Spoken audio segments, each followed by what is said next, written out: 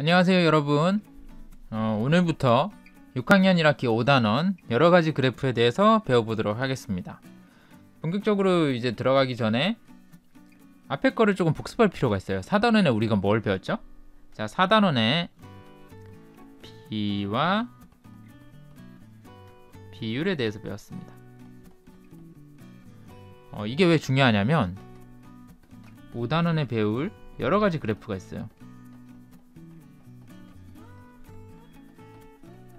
사실 제목은 여러가지 그래프지만 막 여러가지를 배우는 건 아니고 어마어마하게 여러가지를 배우는 건 아니고 핵심이 뭐냐면 비율 그래프입니다. 비율 그래프.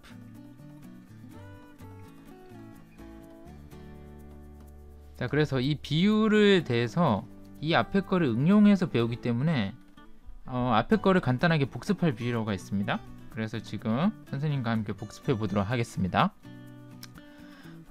먼저 B 봅시다. B가 뭐였죠? 네, 두수라고 할게요. 나중에 되면 좀 더 많이 배우겠지만 두수 예를 들어서 1대 4가 있다고 합시다. 1대 4가 있다고 할 때 이 두 수를 1과 4 이 두 수를 땡땡 이 대를 이용을 해서 나누기를 이용해서 비교를 하는 것을 뭐라고 하냐면 B라고 합니다. 즉 B와 비율은 뭐냐면 비교하는 거예요. 비교. 자, 비교하는 건데 비교를 하려면 가장 중요한 게 뭐냐면 기준입니다. 기준. 자, 한번 생각을 해봅시다. 여러분이 두 친구가 있어요.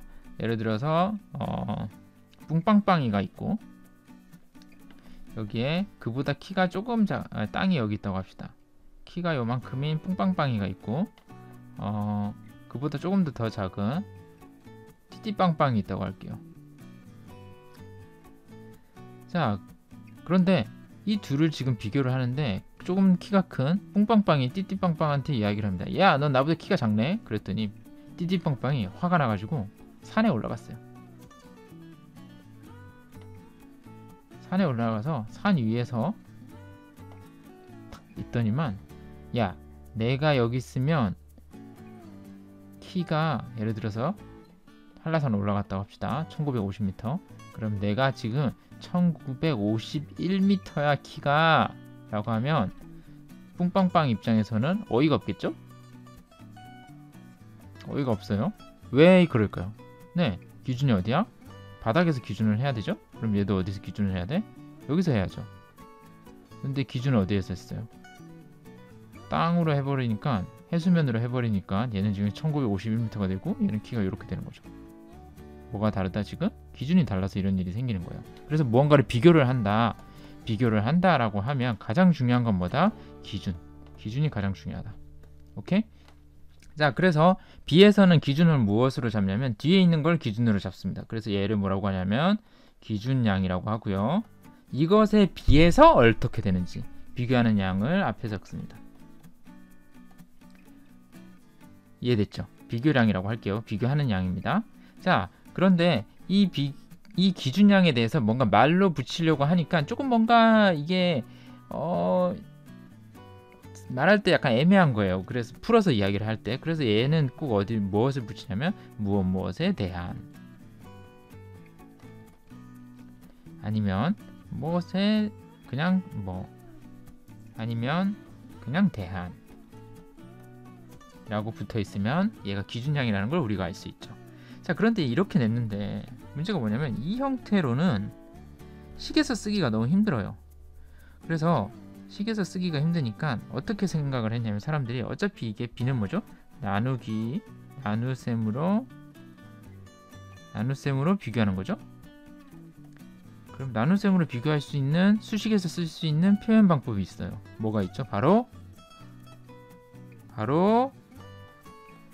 분수가 있죠.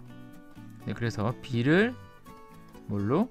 분수 또는 소수로 표현하는 건데 소수는 사실 분수에서 파생되는 약간 보기 쉬운 형태라고 보는 것이 맞습니다. 그래서 분수로 보면 좋고요.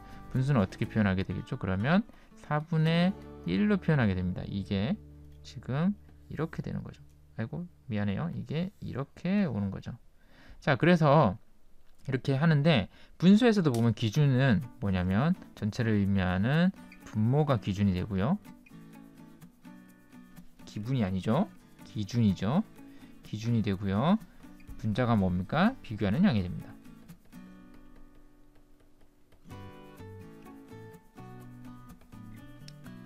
이해됐죠? 자, 그런데 이렇게 쓰다 보니까 분수로 이렇게 표현하면 표현하기 훨씬 편해졌어요. 예를 들어서 보면 뭐 비교하는 양 자체로 식을 쓸 수가 있죠. 1 더하기 4분의 1 이렇게. 예를 들어서 1 더하기 1대 4 뭔가 이상하잖아요. 이건 좀 이상하단 말이에요. 그래서 식에서 이렇게 표현해 있는 것까진 좋아요. 그런데 문제가 생겼어요. 예를 들어서 143분의 17이라고 합시다. 이런 수가 돼버리면 머릿속에서 이미지로 이해하기가 힘들어요. 세워놓고 이걸 143개를 쪼갠 다음에 그 중에 열이 이국하니까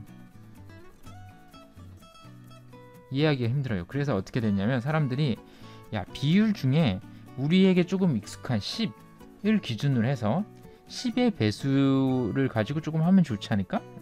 라고 생각을 했어요. 그래서 이 중에 특별한 녀석, 특별한 녀석을 하나 고안하게 되는데 그 중에 하나가 그게 뭐냐면 바로 여러분이 사단원에서 배운 백분율입니다. 자, 백분율은 뭐냐면 100으로 나눈 비율이란 뜻이에요. 이해되나요? 그러니까 어떤 분수가 있으면 이 수를 100으로 나눴으니까 기준량이 100이 되는 거죠. 모든 비율에서 기준량을 100으로 만든다. 기준을 100으로 해서 계산하겠다. 이게 백분율입니다. 영어로는 뭐라고 쓰냐면 percentage라고 쓰고 읽습니다. 자, 그러면 여기 뭐 땡땡땡땡이 있다고 할게요. 뭔가 귀엽네. 자, 그럼 봅시다. 4분의 1을 기준을 얘를 100으로 만들 거예요. 곱하기 얼마야 되죠? 25 하면 되죠? 그러면 분모만 하면 섭섭하죠? 그래서 분자에도 해줘야 됩니다. 이 수 크기 자체를 유지를 하려면 그럼 얼마가 되죠? 100분의 25. 얘가 백분율입니다. 자, 그런데 100분의 25라고 쓰면 또 보세요. 모든 것을 다 100분의 25라고 표현을 하면 또 식에서 표현하기에 약간 애매할 수가 있어요. 왜냐면 얘는 분수는 두 칸을 차지하잖아. 그죠? 10 쓰다가 얘는 갑자기 100분의 25. 약간 너무 좁죠? 그래서 어떻게 표현을 하느냐? 이거 너무 불편하다. 100분의 25는 25 곱하기 100분의 1이잖아. 그럼 얘를 기호로 만들자라고 된 거예요. 그래서 만들어진 기호가 뭐냐면 퍼센트입니다. 자, 그렇게 이게 퍼센트고요. 영어로는 뭐 어떻게 쓰냐면 percent라고 씁니다. per가 뭐냐면 이 사실 영어로는 뜻은 by 또는 for라는 뜻이 있는데 센트, 우리 센티미터 했던 거 기억나죠? 센티미터 할 때 그 센트예요. 그래서 얘가 100을 뜻하거든요. 그래서 100으로 나눈다 라는 뜻을 가지고 있습니다. by 또는 for 같은 의미가 있으니까. 그러면 선생님 더 작은 것도 있어요? 네, 더 작은 것도 있어요. 예를 들어서 per mill이라는 것도 있습니다. 우리 밀리미터 할 때 그거예요. 밀리미터 할 때 per mil. 그래서 얘 같은 경우는 기호가 0을 하나 더 붙여요. 되게 신기하죠? 이거 같은 경우에는 1000분의 1이고요. 뭐 이거 상식이니까 조금 더 합시다. 예를 들어서 그럼 만분의 1도 있나요? 네, 만분의 1도 있습니다. 만분의 1은 per milliard라고 읽어요. per milliard. 근데 이거는 뭐 쓸 땐 이렇게 써요. 하나, 둘, 세 개 이렇게. 많이 일상적으로 쓰진 않습니다. 만분율이라고 할 수 있겠죠. 이런 거는 이건 대학 가서 배울 수도 있지만 여러분이 다른 학교 애들한테 잘난 척을 조금 하고 싶을 때, 너 퍼센트 아니? 아니면 퍼밀 알아? 아니면 뭐 퍼밀리아드 알아? 뭐 이렇게 조금 약간 잘난 척을 할 때 쓸 수 있겠죠. 초등학교에서는 그냥 상식이니까 알아두세요. 자, 그래서 이렇게 이거는 이제 기호로 나타낸 이유가 표현하기 쉽게죠. 그리고 이해 쉽게. 근데 이것의 이제 끝판왕으로 그래프를 이용해서 비율을 더 이해하기 쉽게